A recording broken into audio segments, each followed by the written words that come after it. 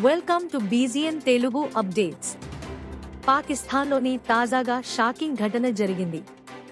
రోజువారీ stop and search విషయంలో ట్రాన్స్జెండర్లకి మరియు పోలీసులకు మధ్య వివాదం జరిగింది.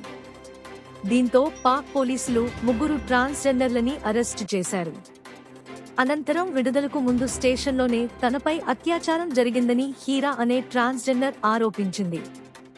దీంతో పోలీస్ స్టేషన్ బయట ట్రాన్స్జెండర్లు యొక్క నిరసన సెగ భగ్గుమంది. పోలీసులే ఇంత దౌర్జన్యానికి పాల్పడితే ఎలా అని ట్రాన్స్జెండర్లు గళం ఎత్తారు.